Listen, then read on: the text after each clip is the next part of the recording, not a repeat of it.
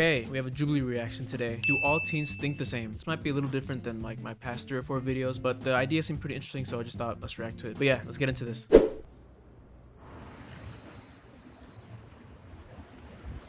I feel deeply seen and understood by my parents. Personally, I think when I was a teenager, I probably would have said strongly agree. And I feel like most of them are probably gonna go that way too, which I think is pretty normal. Like just as a teenager, you tend to like wanna go away from what your parents think or like their ideologies and kind of like wanna form your own, which in then I think kind of makes it seem like they don't understand what you're trying to do. And I think that's completely normal. Like what teen doesn't feel like that unless you're like really emotionally mature or like, you know, understand the world at the age of like 16, 17. But yeah, I think I would have at that point in my life probably would have went to strongly agree.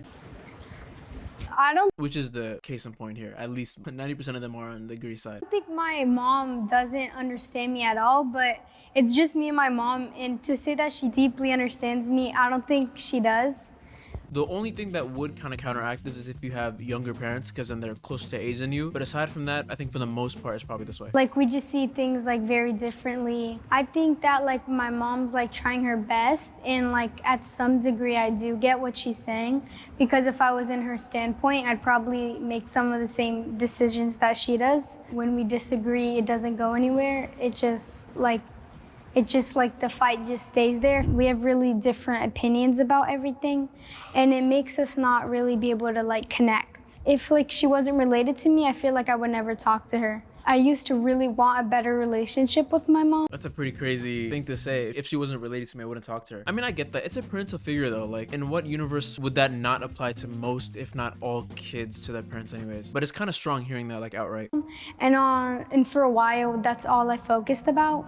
But I just realized like some people aren't meant to connect like that. And I just like try to stay in my own path, if that makes sense. For me, it's like the complete opposite. My mom had me when she was 17, so I feel like she understands like all the like teenage struggles and like all the stuff that like all the ways that I feel, because she went through the same thing like just so recently. And she's also pretty young herself at this point anyways. Like even if this girl talking is 17 right now, that only makes a mom 34. That's still really young, and so at that point you'd understand everything that a teenager would be going through, right? And my mom are like, we've gotten very good at like communication and like ways to resolve arguments, and at this point I couldn't tell you the last time we got into an argument. My friend one time, she was telling me, oh, I love your top is so cute, and she was like, oh yeah, I almost wore this other top, but my mom saw me in it and she said it looked slutty. And I was like, ooh, like that's not like how you talk to your kid. I always Oh my god, a parent saying that to a child is really weird. I think even if that's what she wanted to say, like you just have to use different words. I feel like the mom could have just went about by saying like it looks bad, maybe like in a way of like, I don't know, maybe that doesn't even make sense, but slutty is a crazy thing to say. On a previous note, what this girl said about the arguments, I've heard a lot of people say, and I don't know if I really agree with it or not, if you are very close to someone, or like a good sign that you are close to someone is if you have a lot of arguments, which I can see both sides to it, right? Like on one side, if you do tend to have a lot of arguments with someone, it can kind of show that you guys are comfortable enough to have those arguments. Obviously making sure that you like tend to those and like, you know, break them off or whatever, like end the arguments then and there and not let those feelings like fester and get worse. But on the other hand, if you have a lot of arguments with someone, it's like, why do you have to disagree so often that it becomes a thing so many times, right? But it might also vary person to person. It doesn't have to be arguments, it could just be like disagreements, let's say. You know, it probably just varies person to person, like any other, you know, communication or like personality thing you have with the relationship. But I think if you as one person tend to have a lot of arguments with a bunch of people and you seem to be like the common denominator, then there might be an issue, because not everyone you have arguments with is gonna want to respond back the same way you do. Grew up with, it was my mom, my grandma, my grandpa, and that was just our family. So like I never yearned for a dad because I had my grandpa and my grandparents are young, so it's not like something that like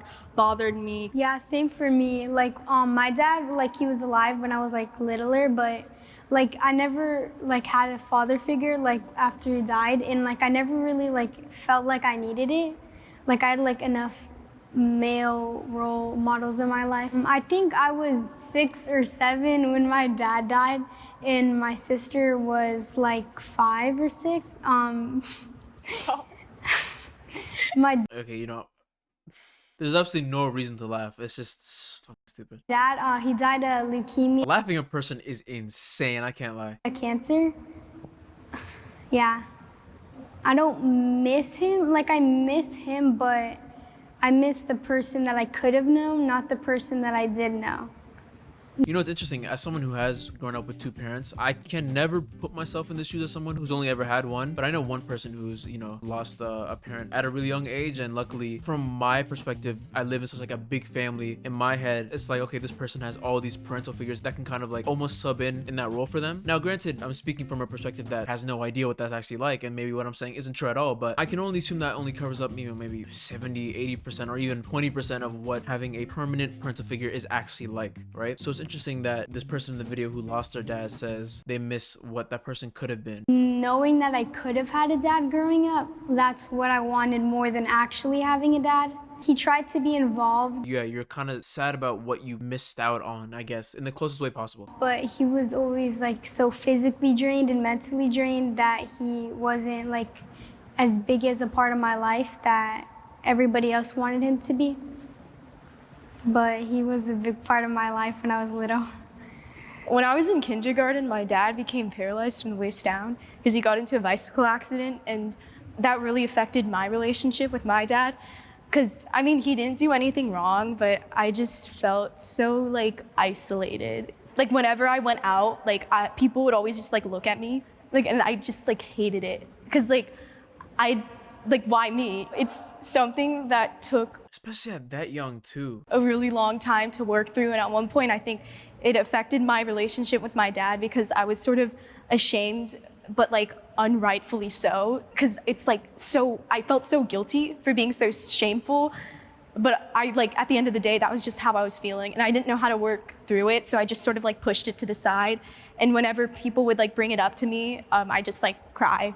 Well, Assuming these are all feelings that are coming out of kindergarten or whatever, like under 10 age, I don't know. I don't think you can blame someone for feeling that way because number one, they're a kid, especially that young too. Like you just don't know what's happening. You've only been in the world for so long, but also like there is a bit of selfishness that comes into play when you're out in public, I guess. Some ways, yeah, that is selfish, right? To feel, you know, like embarrassed or whatever word that she used for someone else's accident, and, you know, to feel bad about yourself when that person is, you know, feeling a lot worse because they're the ones going through it. But on the other hand, it's like if she's in kindergarten, like, can you blame her? And, you know, personally, I've never dealt with anything like that in terms of like a disability or like someone in my close family having a disability like that, so I can't relate to it. But I think it's interesting that she feels guilty for feeling that way even at an age that young. I think personally, I would have maybe given myself the benefit of the doubt in terms of aging and would have said like, you know, I was 5 years old, 6 years old, I'm not gonna blame myself for feeling that way in terms of, you know, like feeling embarrassment or that the public sees me that way for having to do something because, you know, my parents' accident or whatnot. two moms, they really filled in where they're lacking, because I actually had no like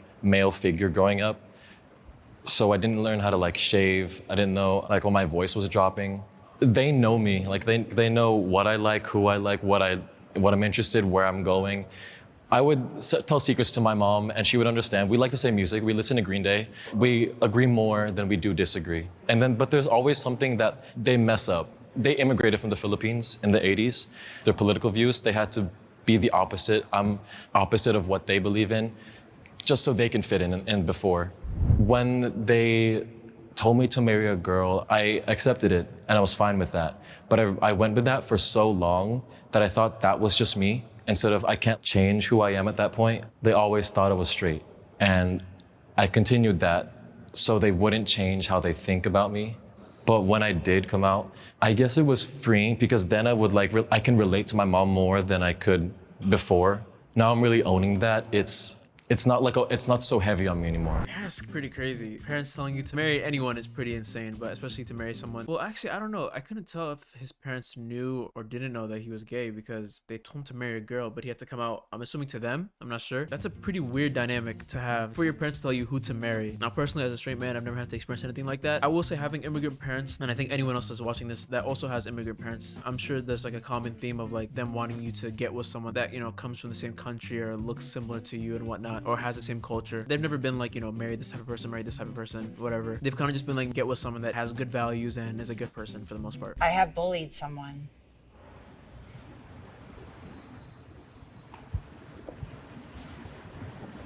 I'm not gonna lie, even if I did, I would not admit this. I'm going all the way here. I mean, don't get me wrong, I've never bullied anyone anyways. I somewhat agree because like I do bully people, not to like an extent, like a point where they would like want to like hurt themselves. Like they're like, oh my gosh, like I'm being bullied so hard, like I can't take it anymore.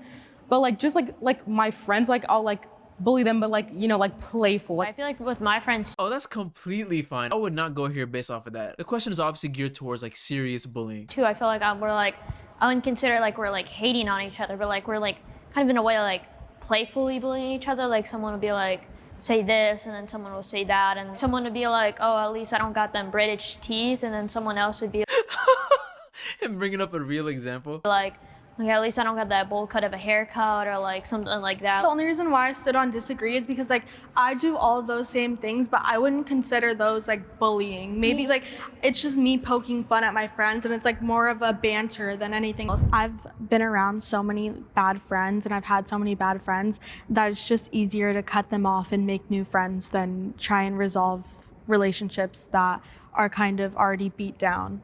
Anytime I hear somebody talking bad about me, I try and avoid conflict, and I just stop talking to them or unadd them on social media rather than asking them why they did it.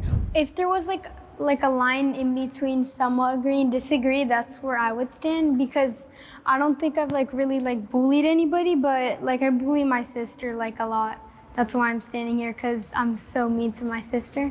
It's the same thing as friends. I have a sister too that you just bully them for fun. It's never really that deep. What you said about siblings, like to my brother and my sister, I've kind of been like more like not to the playful, but like literally like kind of bullying. But we both do it each other. This little nigga's like he's like self-reporting or something. I can't tell. Like my brother will say something to me, and then like I'll say stuff to him that I don't think I could say on this, but like. Cause like What? we'll go like a little too far. But, I mean, I'll call him like kind of like oversized in ways, and then he'll just like kind of pick me up and throw me. And that Okay, this is just obvious like brother banter.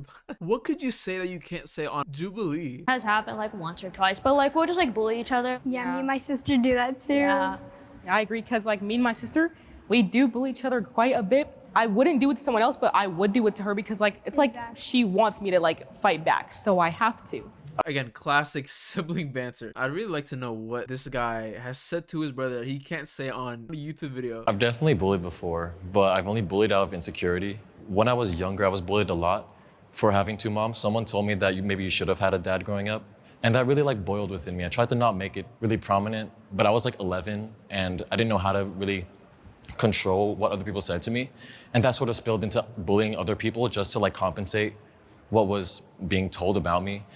When I was growing up, I had a lot of insecurities, and the only way I can make myself feel better is if I put other people down and say like, oh, I'm on a pedestal. Like, I was a big kid back then, and I would find like people who like are bigger than me, and I would say, oh, at least I'm not like that. And I would try to like cheer myself up by putting other people down, like, oh, I have a better haircut than them. I was just not doing as well in school, so I would blame the teacher for not really helping me, and I would like exploit that by finding little ways to like crack her down, and so to make myself feel like I'm superior than my teachers or someone else that I really didn't like. Those insecurities then went away, and I realized like, oh, that was just so nasty of me back then to just like turn my insecurities and put them in other people, and it was just like. Yeah, I think when it comes to bullying, I think you usually have two reasons why people do bully. Number one is what he said, insecurities. Some people who are just like so self-conscious about themselves and like little to no confidence in themselves, they usually go after other people to kind of cope with that. Like an example would be like what he said, right? Let's say you're a big person and you feel weird about that, or you're not self-confident about it. You go after someone who is bigger, you know, again, kind of just regurgitating what he said. At least I'm not that big. Of course, I agree that that type of bullying does happen. And, you know, of course, like that's not out the question. But I think a lot of the times when people do tend to make fun of someone else on a repeated basis, it just comes from like straight jealousy or like hatred, you know. Like, granted, those two things can be a little different, but the way I see it is like you genuinely just don't like the person, right? And so you're annoying them, bullying them for whatever because you just don't like them straight up. As for jealousy, I think it's a bit harder to kind of prove that because, you know, they want what the person they're going after has. I truly do believe it's a little underplayed about how hatred or how much someone doesn't like another person does play into bullying. I think, you know, there's a whole thing about like that person's making fun of you. It's just because, you know, they want what you have, which again, you know, I'm sure is true, but I really do think it kind of boils down to as well insecurity and just genuine discernment for that person. Now, to be granted, maybe that does stem from jealousy, right? And then instead of bullying them about what they're jealous about, it kind of branches off into something else and they kind of pinpoint that thing and go at that person for that thing. But I think it really does stem from actual, just like, for lack of a better word, hatred against that person. I just got tired of being angry all the time, and I didn't really gain anything out of that. I guess I just wanted to feel validated and the way I felt validated was by being toxic. The day after 6th grade, Oh yeah, and that as well. If you're bullying with a bunch of other people, it's kind of to like fit in with them as well. like something clicks. I spent a whole year just being a bully, and it wasn't like, that's who I don't want to associate myself with anymore. I think I sort of have like a similar experience. There's this time, I think in like 9th-ish, 8th-ish grade, there's this one girl, I have no idea, like she didn't do anything wrong. I think again, it was like out of insecurity because I'd like be nice to her, but like behind her back, I'd like say a lot of stuff. And I guess like this question sort of unlocked that memory because I think I try to like sort of hide it away because it's something I'm not proud of at all. She found out and we were friends and she got really upset. When I like got the consequences for my actions, I felt so guilty. Like it was like, why are you saying all of this? You know, I definitely like learned, and I think we're good now. But I think that was a really big lesson because sometimes you got to learn by mistake. Because sometimes I do have a big mouth, and you know I've learned to control it. But I just like sometimes say what's on my mind. And that was like to an extreme. You know what's funny? I think cases like that, when you have someone like talking shit behind someone else's back, I think it's another case of like wanting to fit in with another group of people and using like that shit talk as a way to get in there, right? I also think it's really cool that you can see that, and like let's say for example like this girl, she pointed that out and feels extremely guilty for that, which I think most people would be if they actually had like a sit down and realize what they did was wrong. But on the other hand, you'd have people that wouldn't care about what they did and just kind of go on with their life. I feel comfortable in my gender and sexual identity.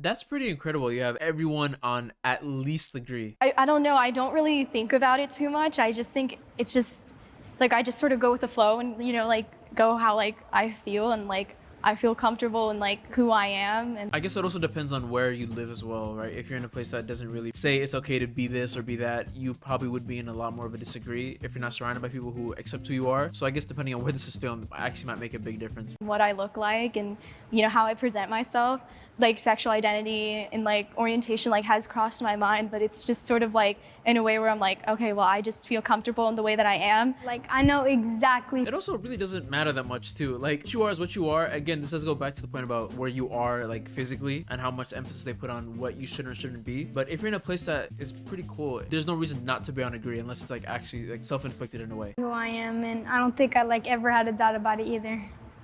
What do you mean like exactly who you are? Like my sexual orientation and stuff like that. Like I never had a doubt that I'm straight. Like I don't know how to describe it. Like I always knew what I wanted. Yeah, I agree. Like, I'm very comfortable with being a female.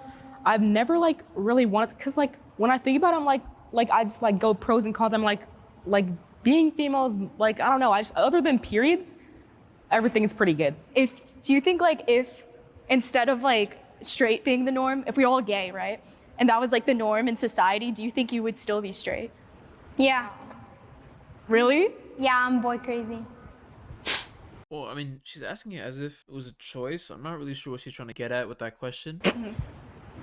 Like I've always just liked guys. I've never wanted to be with a girl. Like, Have you ever had like a really bad experience with a guy? no. Oh, dang. I feel like I had enough questioning like for years to really solidify that I'm strongly agree.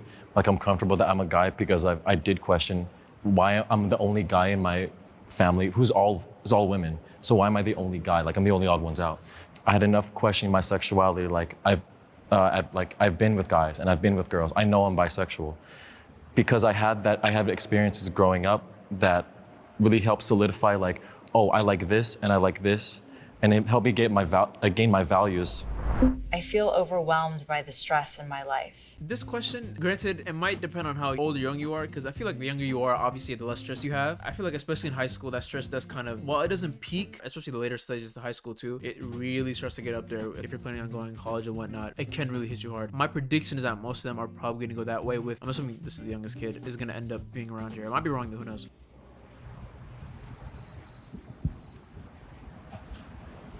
Kind of what I thought, I'm not gonna lie.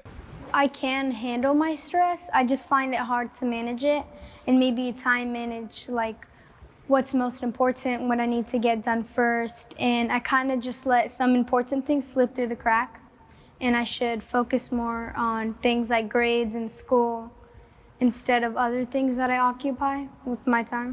When I was little, I felt like really ugly, and then I like carried myself that way too.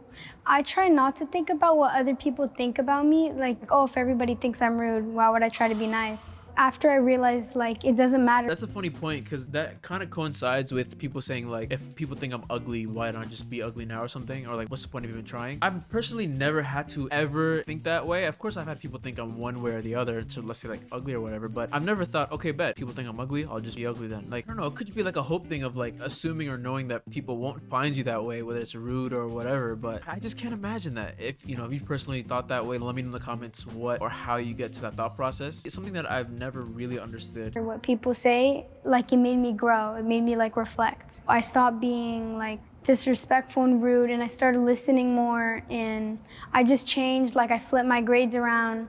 Like, I made a comeback because I realized like I was being in a negative mindset, and everything I was doing was like affecting the people around me in a negative way. I was just always being rude, I guess, and my grades were bad.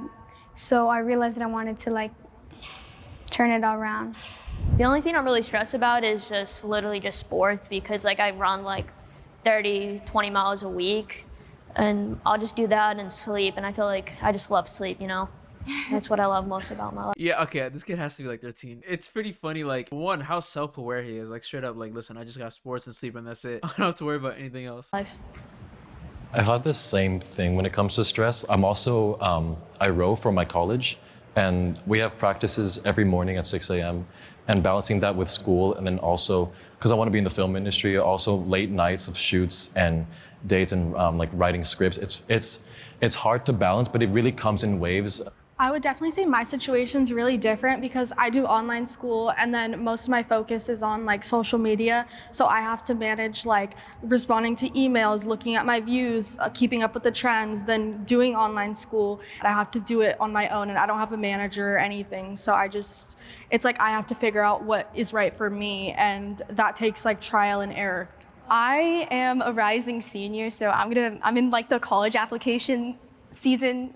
Yeah, see, that I remember being one of the most stressful times. And I don't even go to like some prestigious school, but I can't imagine if you're trying to go for like, very prestigious or like high level school, how hard it must be. Now, but I think in general, I'm pretty stressed out. I go to a really competitive school. Like, everyone's always starting a new nonprofit where they like donate $100,000 to charity, or like finding their In high school, I was not that selfless. own AI tech startup. And I think there's always just like this feeling that I'm not doing enough and that I have to do more, but I don't have enough time.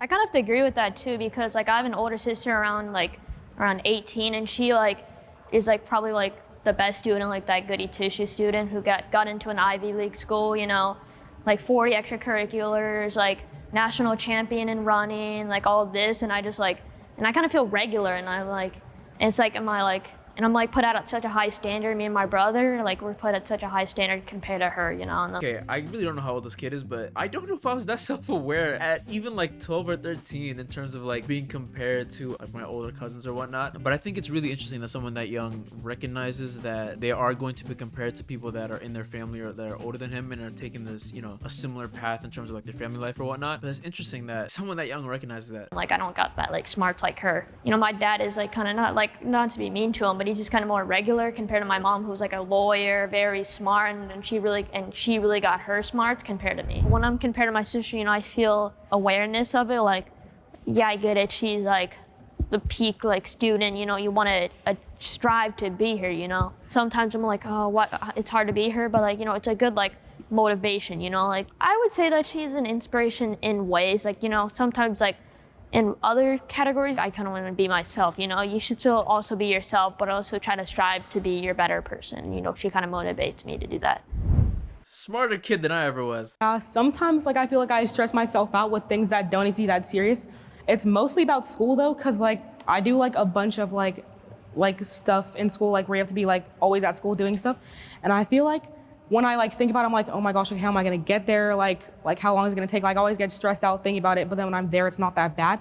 The core cause of a lot of my This might not be exactly what she's referring to, but starting anything in life, the most difficult thing is starting it. After that, it is just straight up continuation. You can apply that logic to anything in life, and it is probably true, because you realize once you do start whatever that is you're trying to start, it just becomes so much easier because it becomes, you know, part of your routine or whatever it is. Even like something like the gym, I started a couple months ago, and the first couple gym days were obviously really difficult because you have to go in there, you're a new person, you don't know what the layout is like. But once you're, you know, 1, 2, 3 months in, it becomes part of your routine, and the only difficult part is just doing it every day and like having that consistency. Aside from that, it's pretty easy. stress is myself, because like I am comparing myself to other people, and then I see those videos where this guy got a 1600 SAT score, he has a 5.0 GPA, and like I see all of that, I'm like, oh my god, I'm not doing anything. And then I get up and I start like researching, and I get into this little like cycle and rabbit hole, and then I just end up crying because I'm like, there's nothing I can do, it's too late. And then it's just like sometimes I have that cycle where I just like crash out a little bit. But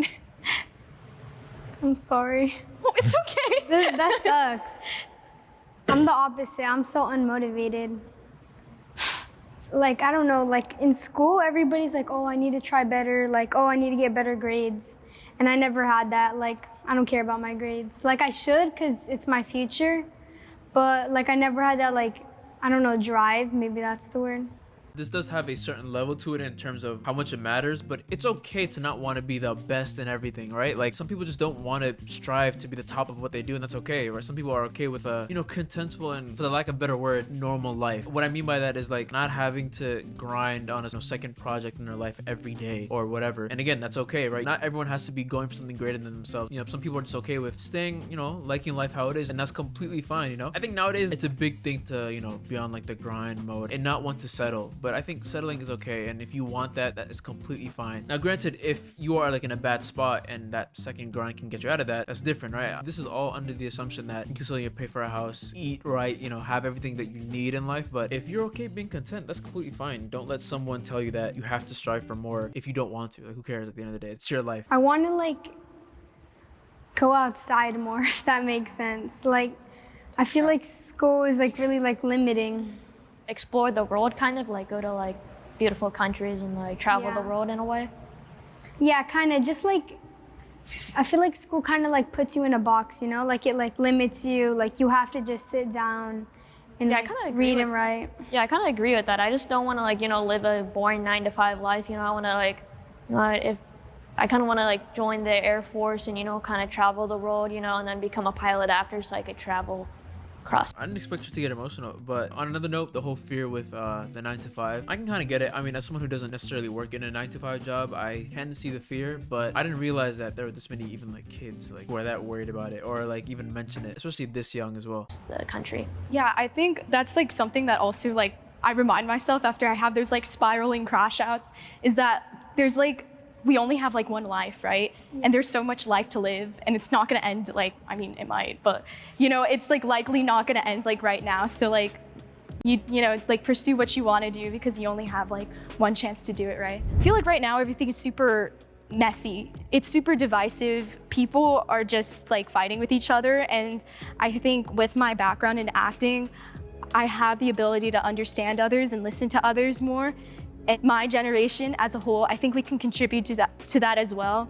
People are way more willing to listen in our generation than I feel like the current leaders. And I have hope that I can contribute, but also I think we could just create a better environment altogether. You know, with that being said, if you are in high school or college or some kind of, you know, university school, whatever, it is not going to last forever. You only have 4, 8 years, and then after that, it is done. If you're in some kind of like medical program or law, this does not apply to you. But that's the thing, like while you're in that stage of like of being in school, you don't realize that it's gonna end. And once it ends, anything bad that, you know, assuming it's not crazy, just goes behind you and you don't have to think about it anymore. Like you're just a new person after that school, you know, period ends. While that doesn't mean don't try while you're in there because it's gonna end and who cares, try not to stress about the little things because they will end at some point. Yeah, with that being said, that was the end of the video. If you guys enjoyed the video, leave a like, subscribe. This is pretty different than like my last couple of videos. I think I said that at the beginning, I'm not sure if I did. This is a bit more commentary-esque, talking as opposed to comedic, or trying to be comedic anyways. But yeah, if you guys did enjoy it, I might try and do more of these type of videos. Anyways, till next time, see ya.